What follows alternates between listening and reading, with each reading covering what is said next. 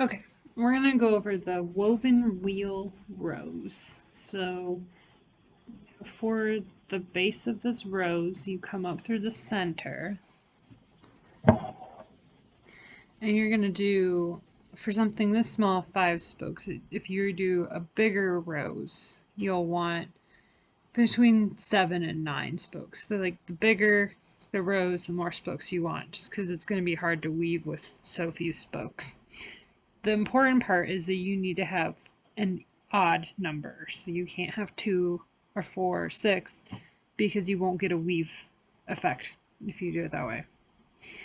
The other important thing is you need to make sure that each of these spokes is roughly the same length, so that when you weave, all of the skeleton will be covered up.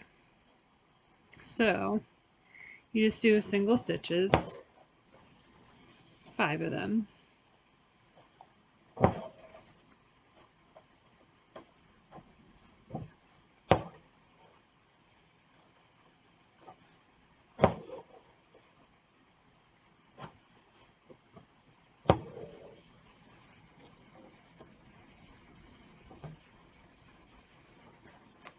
And to help you make sure that all of your stitches are even, you can draw a small circle with like a penny or a dime or something, and put your 5 points on the outside of that circle.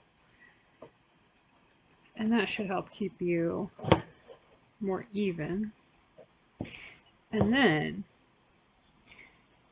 come up from the back, any old place, and you just go over and under and alternate on top. And you're going to have a large 3D effect, so this is going to be fairly raised off of your fabric. If you do a very tight weave, you're going to get a flatter flower. If you do a looser weave, you're going to get something that looks a little bit more 3D.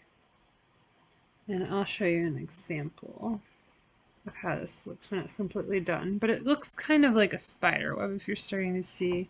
So I'm going over this one and under this one. So you basically skip every other spoke. So under this one, over this one, under this one. And you just keep going. So one of the disadvantages of this stitch, or motif, is that you're going to use a lot of thread. The bigger the rose is, the more thread you're going to use. So sometimes you can use 1 or 2 skeins of thread if you want really big flowers. And the bigger the flower, the more it's going to raise off the fabric. So keep that in mind if you're trying to put this like in a shadow box, or if you're wanting to make this design something that you can put on like clothing or something. You might not want such a big raised object that would get beat up a lot.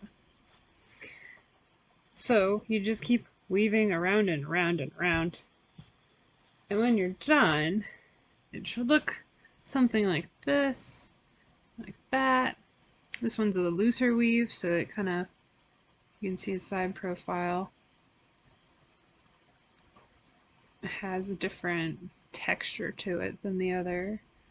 This one, you can see the spokes still, and what you can do to cover those up is put your leaves around here, and just make sure you cover those spokes at the end. So that's the woven wheel rose.